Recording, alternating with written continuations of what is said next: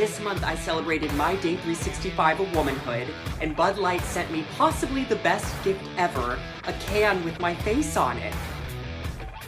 A face with your can on it? A can with your face on it? Dylan Mulvaney, who helped make $27 billion disappear, heck of a task, fled the United States of America to Peru in South America because America was no longer safe. Posted a video, lots of media, because that's the universe we live in, thanks to the left. Well, Dylan Mulvaney reappeared back in the United States. I guess it's safe again after a few days. Had some therapeutic meetings with a shaman down in Peru. My recommendation the other day was that maybe Dylan Mulvaney should come out and promote cocaine, thus cutting cocaine use in half around the world. He has an established track record here of success. And did you see Costco, the really big box store, Costco, looks like they're going to stop carrying Bud Light. They put the Death Star. Costco has what they call a Death Star, and if they've got something there in the, on the shelves or on the display floor, and they're going to stop carrying it, and they said this is the last batch of this stuff we're going to have. They apparently put a Death Star on the product, and Death Star spotted on Bud Light at Costco, which indicates that Costco is going to stop carrying Bud Light because the product is not moving. It's crazy out there, isn't it? Well, happy Friday to you, and welcome. We are at 888-630-9625. 888-630-9625 is the telephone number here.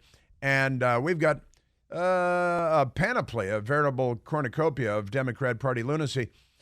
We've got John Kerry. We played the John Kerry audio yesterday when he was asked on a hearing. He's going to change the climate by flying around on small jets by himself, and not always small jets, because he bragged yesterday that most of the time he flies on U.S. military aircraft, which doubtless is going to be one of the 757 aircraft from the 89th Airlift Wing at Andrews outside of Washington, D.C., which cabinet secretaries use. And even though he's not really a cabinet secretary, they're treating him like he's a cabinet secretary. He used to be a cabinet secretary. Talk about failing up. This guy has failed up so many times. But he was asked yesterday, we played some of the audio from the hearing yesterday. Well, you fly around on a private jet telling people to reduce their carbon footprint. Don't you think that you should wear clown makeup? I'm paraphrasing the question. And he said, no. Boltneck is his nickname. People call him Boltneck because he looks so much like Boris Karloff as Frankenstein's monster.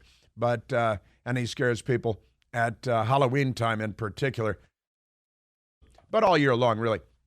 And he said, and then Congressman, who was it, Michael? Andy Biggs, that was pushing... Michael Waltz. Oh, I apologize. Michael Waltz. It was Michael Waltz, who was pushing John Kerry. And so you don't fly around in a private jet? I've never owned a jet. I've never personally owned a jet. And he's like, my wife, a jet. She had a plane, a really nice, great airplane. But what does that have to do with anything? I'm very important. People like me need to fly private. And sometimes we need to fly in our own airliners. He didn't earn it, but he did marry it because he married Teresa Hines, who's the widow of late Senator John Hines, who was the owner of and the heir to the Heinz food fortune. It's not just ketchup and pickles. It goes way beyond that. And in fact, I looked it up today because that's what I do. I look stuff up. And I have this internet. Have you seen this internet? It's pretty good. And turns out that John Kerry's wife, the estimates vary, but a very recent news report said that her net worth is about $1.2 billion, $1.2 billion, and that the family, they're all at each other's throats and they hate each other and they don't talk to each other because, money can be difficult, when you have too much of it or too little of it. Those are the two circumstances in which money can be problematic. Too little money, problematic. Too much money, less of a problem, but still a problem nonetheless. And some of the estimates put us at $1.2 billion. Some of the estimates are as low as $750 million or $800 million for John Kerry's wife, Teresa Hines Kerry, who's originally from Mozambique in Africa, but she's African American. But pay no attention to that because none of that matters when you're a Democrat. Everything's okay. So we got that, and he said, well, sure, my wife owned a plane, simple. I haven't looked up what kind of jet it was, but, family jet. And they're like, well, they sold the jet after John Kerry was criticized for flying around on the private jet a couple of years ago. And then he was asked yesterday, well, how often do you fly around? Oh, I haven't flown around on a private family jet for years. That's because it sold 2 years ago. So he said years. Everybody in Washington is such a lizard that they just lie with such ease and comfort. Deceive, mislead, half-truths. I haven't flown on the family jet for years. Yeah, now it's the corporate jet or the foundation's jet. So you gotta ask 20 questions and then hope that maybe at some point you'll get a straight answer. But it seems unlikely when it comes to John Kerry. So we got that going. We got that going for you. And we've got a lot more as well. Joe Biden returned from Europe, where he embarrassed himself and the nation and Western civilization. He embarrassed NATO, he embarrassed Ireland and Iceland, and he's an embarrassment to all of us. And with that said, even CNN today, I did a video on Tuesday of this week, and it was posted on Tuesday of this week, right? And I said, for a variety of reasons, because I'm reading the tea leaves and I'm watching what's going on in the media, and Maureen Dowd in the New York Times talking about how Joe Biden should acknowledge his 7th grandchild, and other reports that I've been watching, the Axios report talking about how Joe Biden curses out his staffers behind closed doors with all kinds of vulgarities all day long, every day, and everybody's afraid to have meetings with him. Then he walks out in front of cameras and, hey, big smile, big lizard smile, and throws his hands out like he's your favorite uncle. Keep him away from the kids, though, because you know how that goes. But it, and Axios had that. So I was reading the tea leaves the other day, and I say, you know what? The media's turned on him, his pals in the media, and they're the ones that got him elected in 2020. He was in his basement, and, they could get a can of soup elected president, the news media, and they did in this case. And now I posted the video on the Twitter and the Facebook and places on Tuesday that Joe Biden will not be the nominee for the Democratic Party next year. And then the question becomes, who will the nominee be, of course. But I made, and I laid it down, I put it on video and posted it, saying that Joe Biden will not be the nominee next year, and I believe that to be the case. I've come to this conclusion based on the prevailing winds and the tea leaves as they may be read today. And now we've got CNN jumping in, and wait till you hear what they're writing about Joe Biden based on their secret inside sources and all that. So I've got that one coming up as well. Wait till you hear this. And not just cocaine. Turns out the Secret Service reveals another banned substance was found in Biden's White House. Not once, but twice, right, Michael? Yeah, not once, but twice.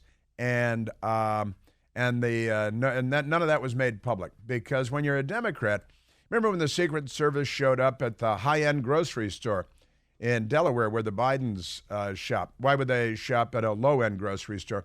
But the news media described it repeatedly as a high-end grocery store. And behind the high-end grocery store, there was a dumpster. And that's where Beau Biden's widow threw Hunter Biden's gun, the one that he obtained illegally by lying on the federal form, and his brother's widow, with whom he was having a sexual affair, while he was also simultaneously carrying on a sexual affair with his brother's widow's sister, keeping it all in the family, until it comes to the stripper and the bastard child in Arkansas. Who they seem to be the nicest people in the family, actually. I'd probably rather hang out with them than any of these people. But the handwriting is on the wall, and Joe Biden will not be the nominee. Joe Biden, he stopped in Helsinki, Finland, a lovely place, a beautiful place, been there a couple of times. And a Finnish reporter asked Joe Biden a question, and he guarantees making these guarantees. Then he turns to her and says, well, there's no guarantee that you're going to make it home safe tonight without being killed by a lightning strike or something like that. Interestingly, on the way home, she was killed when a church steeple collapsed on her and impaled her, driving through her chest like a scene from The Omen. All right, that didn't really happen, but it might have, based on what Joe Biden was saying. And Joe Biden now sending thousands of troops to Europe because he's bringing us right up to the brink of war with Putin's Russia, a massive nuclear power on the planet Earth and a big commie killer. And here's Joe Biden. You know, the Democrats got us into the Civil War, World War I, World War II, the Korean War, the Vietnam War, but pay no attention to any of that. They're the party of peace, right? At least they riot in the streets when there are wars going on. They don't have the bravest sons in the world. Back to Dylan Mulvaney. I'm guessing his parents are Democrats. What do you think? He's definitely a Democrat. There's no doubt about that. Yeah, but he showed up at this thing in Los Angeles and scantily clad, now that the United States is safe again after several days' absence. And he has nipples. He has nipples. I've got to admit that I do too. But the media, because he was kind of bearing his nipples at this Los Angeles LGBTQIA event plus in Los Angeles, they blurred his nipples, which they don't normally do with men. But in this case, they had to make an exception because he says he's a woman. So that means you have to pretend. The world is a world of make-believe. Pretty amazing stuff. And so I've got some of that stuff for you. Also, amazingly and terribly, the Loyola University in Chicago, they have a medical school there, and they're teaching all the doctors how to bring in transgender children. They're targeting the children again. They're coming for your children. The left is coming for your rights, and they're coming for your children. At the Chris Plant store on Al Gore's Amazing Internet, we have the left is coming for your rights. Left is coming for your rights. We do not yet have the left is coming for your children, but it doesn't have the same kind of ring as the left is coming for your rights. So we got some of those things going for you. And in New York, the state of New York, the courts had to intervene. Was it just last year? Because the Democrats had redrawn the congressional districts in New York so corruptly that the courts intervened and they did away with the Democrat Party's map, the congressional map of the state of New York, because the Democrats are so filthy corrupt that their redrawing of the congressional map was so corrupt and so devious that the court said, you can't do that, and they undid it. Well, guess what? The Democrats found another court, a friendlier court, venue shopping and all that stuff. They found Democrat judges, and now the Democrat judges have intervened again, and they said, oh, no, we've got to do this all over again because we're Democrats and we're corrupt and we want to control the House of Representatives and have a Democrat Speaker of the House because that's what they do. Also, the Democrats continue to erase their history, this time at a university in Virginia, a memorial to a horse that they have to get rid of because it turns out the horse was a Democrat too. It was Robert E. Lee's horse, but they're getting rid of that now. They really are like the Taliban when it comes to our history. And cable news is now more trusted than network news. Quite amazing. Fox News, the most trusted, and CBS News coming in last place when it comes to trust of the American people. Pretty amazing stuff. Taylor Swift is an economic force, and federal agencies have a lot of office space that they're not using, but we're paying for it anyway. What do they care? It's not their money. We're at 888-630-9625.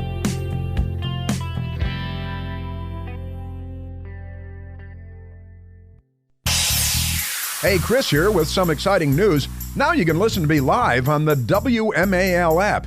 Doesn't matter if you're in your car, in the office, on the go, the WMAL app delivers crystal clear around-the-clock news coverage anywhere with cell service or Wi-Fi. So don't miss a second of your favorite shows.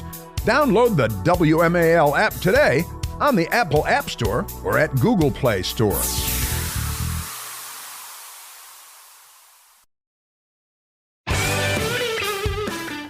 Bum, bum, bum, bum, bum, bum. It is Friday, which is good. It's been another crazy week. You know why? Democrats. You see that a serial killer has been arrested, and police say that he's a Democrat. But we'll get to that. Let's go now to the telephones, Michael. Let's go to Lee, calling from Leesburg, Virginia. Lee, you're on the Chris Plant Show. Did they name Leesburg after you, Lee?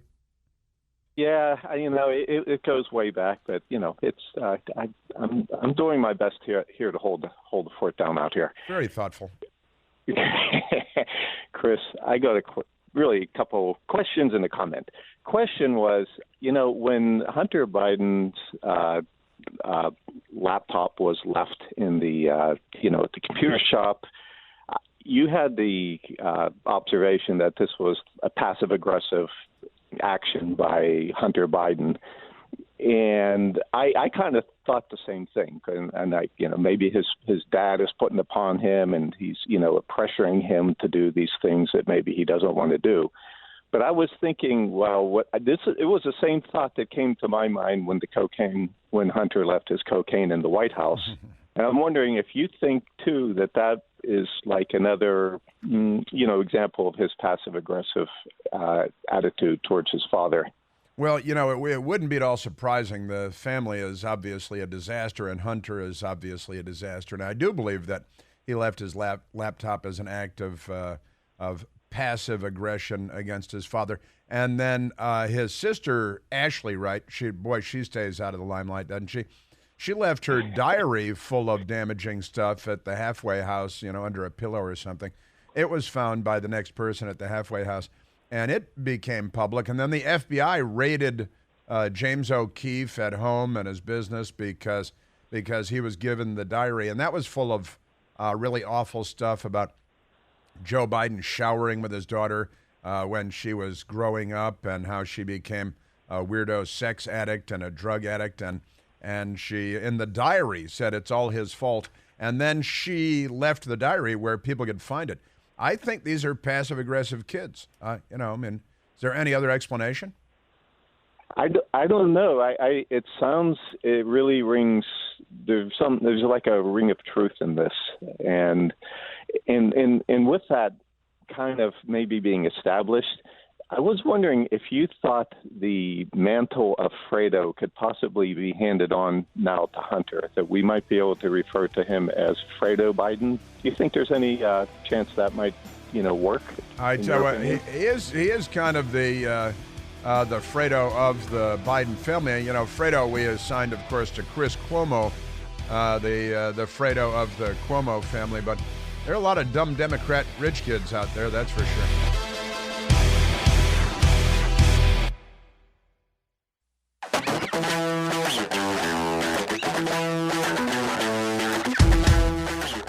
We had a call from Tonto making a point, didn't hang on the line, making a point that John Kerry and the Teresa Heinz Kerry private jet, which according to news reports was sold about, about 2 years ago? It was earlier this year, that they sold their private jet after accusations of climate hypocrisy. But it turns out that their Gulfstream jet is still available to them, and it's available for charters, so they can make money off of their private jet, their Gulfstream jet. And Kerry's such a weasel that I'll play the audio and update you on what happened in the hearing yesterday. And thanks to Tonto, because I wasn't aware that they had their Gulfstream jet available on the charter market, which is a fairly normal thing, unless you're really, really rich and, you don't need to put your private jet on the market. They're very, very expensive, and even very rich people think it's stupid to just have them sitting there all the time, unless you're using them a lot, And it depends on how wealthy you are, too. If you're Jeff Bezos, you don't need to put your jet on the market for charter, right? But we'll get to that. So let's see, where are we? Let's go. And Larry, I think, called it the other day too. Let's go to Larry calling from Charleston, South Carolina. Lawrence, you're on the Chris Plant Show. Thank you. It's a pleasure speaking with you. I want to talk about how to impeach Joe Biden. And I think that individuals such as yourself could get together with other influential people and media types who could orchestrate a contract, hire lawyers, and to set up a contract to impeach by a date certain if your representative doesn't vote to impeach Joe Biden. And that could be maybe 5 months down the road, whatever.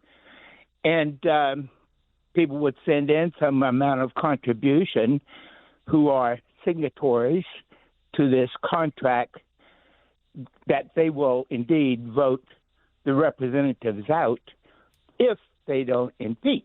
If they don't vote to impeach Joe Biden. Organization. Republicans, the Republican Party, generally speaking, you may have noticed, Larry, over time, are not the best organized political party in the country, are they? They're not organized at all. The last time I spoke with you, you said, after we brought up the issue of impeachment, that Kevin McCarthy was saying, well, we'll have to take some time to see if we can do this and what the bills of impeachment will be and all the rest of this. They aren't looking to try to do this in a hurry. No, you're right. Looking to try to avoid it. I don't think I think they are looking to avoid it. And also, because of this election cycle thing, we're basically in the campaign season, which never ends now because it's the permanent campaign in the United States of America. Thanks to the Democrats, once again, entirely their fault that the political season never ends in the United States because they turned it into a year-round industry and they all get rich off of politics. It's a very corrupt industry as well. But Larry, I've got a couple of things I want to share with you today since you brought up impeaching Biden, which is an excellent idea. And the House Representatives could impeach him, and they should do it just almost gratuitously. The Democrats certainly would if the Republicans had impeached a Democrat president last time around twice for no particular reason at all, for having a telephone conversation with a Ukrainian president that, about the corruption of Joe Biden and the Biden family, which we know now to be all true. In fact, there is another story out today that the person in Ukraine that paid the $10 million to the Biden family, $5 million to Joe Biden and $5 million to Hunter Biden, turns out he's the owner of Burisma, the gas company. And boy, those payments really paid off for them. It was a good investment because Joe Biden went to Ukraine and demanded that they fire the prosecutor that was looking into corruption at Burisma. Boy, problem solved. Isn't that great? Just wonderful. And then, Ukraine, we've given them $80 billion in military aid, and we just gave them cluster bombs, which I think is great. Well done. And I think I saw a report yesterday that they're already using the cluster bombs on Russian children or something. Is that not really the children? But I did see a report that they're already using the cluster bombs on the Russians. And now it's good. Now, because Joe Biden did it, now cluster bombs are good. It's good to be a Democrat, isn't it? But Larry, since you mentioned impeaching Joe Biden, and I talked a little bit earlier about a video that we posted on Tuesday where I said Joe Biden will not be the nominee next year. And I think the Republicans on Capitol Hill are afraid that if they go to impeach Biden now, that the media, first of all, would become apoplectic. And they're a very powerful and corrupt institution in the United States of America. The most corrupt institution in the United States of America is the Fourth Estate, the American news media, as I've pointed out over time, because it's true. The news media would become absolutely apoplectic. They'd probably burn police cars and sack a Louis Vuitton store. Just the Washington Press Corps would likely do that. And and then he'd become a sympathetic, pathetic character, and the Republicans are mean. And I think that Kevin McCarthy doesn't have the brass to take that on right now. And I also think they're thinking, look, Joe Biden is easily defeated next year. Let's just leave him there and win the presidency, because the game that is being played is never the game that appears to be in progress. It's always a little deeper and more complex than it might appear on the front pages of the papers. But speaking of which, CNN, a terrible former news organization, they've got a story today by one of their stenos, one of their people from the DNC steno pool, Edward Isaac DeVere, and his first name is Edward Isaac with a hyphen. Maybe that's his married name, I don't know. Slow pace of Biden's re-election campaign feeds Democrats 2024 anxiety. See, they're feeling a lot of anxiety, Larry. And why would they be feeling anxiety? Well, because he's a horrible disaster of a president and of a candidate, and they know that he's likely to lose. They say they really want President Trump to be the Republican nominee because they think they can beat President Trump. I don't think that's true, particularly if they have Joe Biden as their candidate or, God forbid, Kamala Harris as their candidate. But let me go to the CNN story. The conversations keep happening. Quiet whispers, that's like a Wham song or something, isn't it, George Mike? Quiet whispers on the sidelines of events, texts, emails, furtive phone calls as top Democrats and donors reach out to those seen as possible replacement presidential candidates. Wait a minute, CNN is saying the Democrats are quietly looking for a replacement for Joe Biden? Get ready, they urge, in conversations that aides to several of the people involved have described to CNN.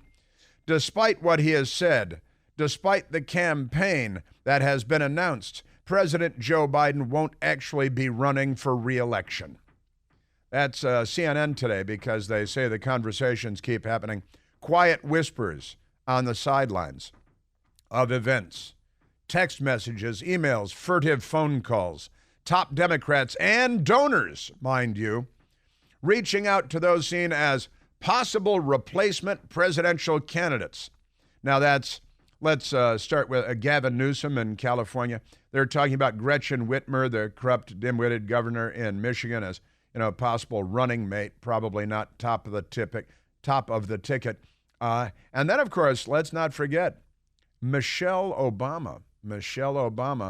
And I can assure you, Hillary Clinton is plotting and scheming and sharpening her fingernails with files, and she's got mace and pepper spray with her. And hot sauce.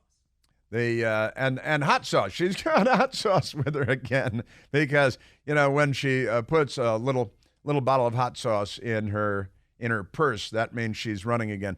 I have a tiny bottle of hot sauce right here, right here on the counter in the studio.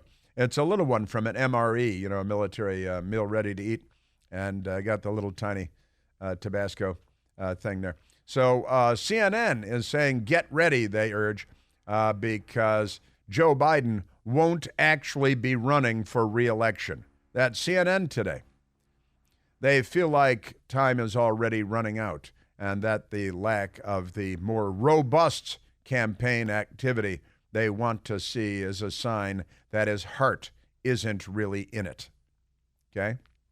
So that's CNN. And again, the New York Times with Maureen Dowd saying, acknowledge your seventh grandchild. And Axios, left-wing rag in Washington, declaring Joe Biden curses out everybody behind the closed doors of the White House. And he uses these words, and they're all bad words that he shouldn't be using, while he talks about how everybody has to be polite or he'll fire you. I'm not joking. I'm not kidding. I'll fire you if you're impolite to anybody. It turns out he is cruel, but that's okay. But at CNN, time is all running out. already ringing out, and all the Democrats are having quiet whispers behind the curtain about how they're going to replace Joe Biden. All right? Also, the Fox News Channel has a separate story. Seeing slow pace of campaign, top Democrats prepping in quiet to replace Biden. All right, that's their headline there. And they've taken the CNN report and gone from there. According to CNN report, growing number of top Democrat donors are reaching out to potential replacements for President Biden as the 2024 Democrat presidential nominee. And so now the story is out there, and that's happening. And I said earlier this week, just looking at the emerging picture, that he won't be the nominee, and I believe that to be the case. And with that, let's go to some Joe Biden from Helsinki, because he was in Helsinki, Finland, and he made a fool of himself, as you might expect, which he always does. Now, the Joe Biden, he was asked yesterday, and he was with Volodymyr Zelensky, who he called Vladimir, and that everybody made fun of him there because they know the difference there. But he was with Zelensky, the president of Ukraine, and he was asked, well, how soon after the war ends in Ukraine, like that's going to happen, while Joe Biden's still taking nourishment. And he said, it's kind of hard to hear because everything is a mess with Joe Biden. He said, what did he say? An hour and 20 minutes. And in an hour and 20 minutes, after the war ends, Ukraine will become members of NATO. President Zelensky, how soon after the war would you like to be in NATO? How soon after the war would you like to join NATO? An hour and 20 minutes. Here we go. You guys ask really insightful questions. You guys ask really insightful questions. An hour and 20 minutes. So honestly, he's like a patient at a memory care facility. And then the president of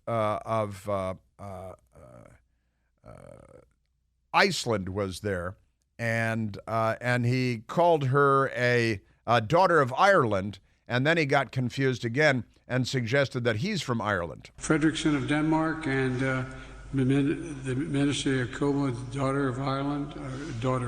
You can tell that's a Freudian slip. I'm thinking of home. The daughter of Iceland. I'm thinking of home.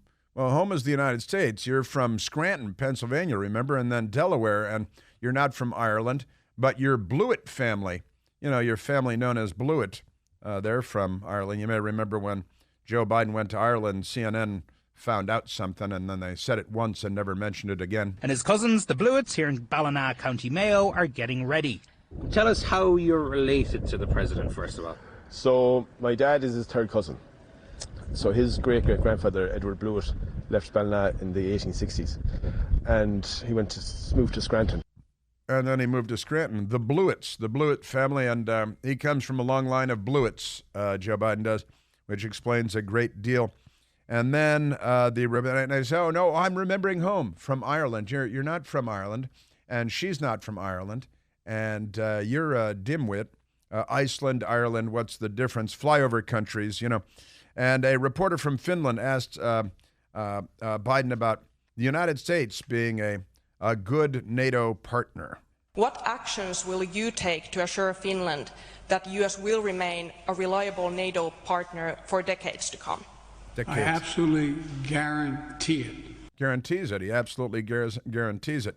So first, he absolutely guarantees that the United States will be a great NATO ally to Finland for many years to come. And then he explains that really nothing can be guaranteed. You might be killed on the way home. No one can guarantee the future, but this is the best bet anyone could make. Yeah, really, honestly, you should try to get home safe because something might fall on you. Hearing this answer that no one can guarantee a future, are you worried that the political instability in the U.S. will cause issues in the alliance in the future? Let me be clear. I didn't say we couldn't guarantee the future. What? You can't tell me whether you're going to be able to go home tonight. No one can be sure what they're going to do. Now, what is it you're trying to communicate? Because you said you guarantee, and then you said that you can't guarantee anything just after you guaranteed that the United States would be a great NATO ally going forward, and then again reiterated that you can't guarantee anything. That's a flip and a flop, and then a flip and a flop again on whether you can guarantee that the United States will be a good, strong NATO ally going forward with Finland. And the woman was befuddled and confused, understandably, because the President of the United States is obviously befuddled and confused.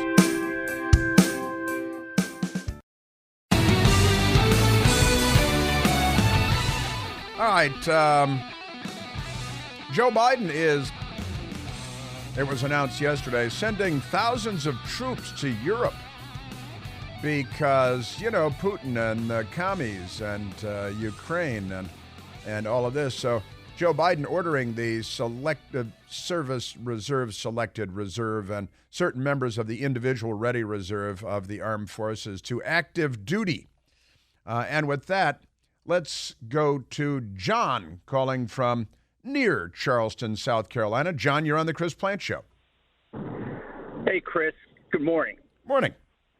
People are not taking this the right way, and but my Congresswoman Nancy Mace is. This whole thing is because of the lack of recruitment into the regular Army. We do not have enough active duty logistics people anymore because we're not intaking anybody, and many people are leaving.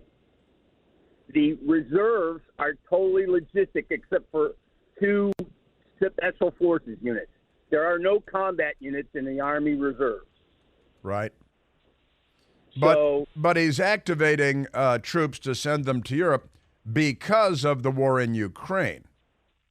And that's to replace, because he doesn't have active duty troops that have the same skills to send to Europe.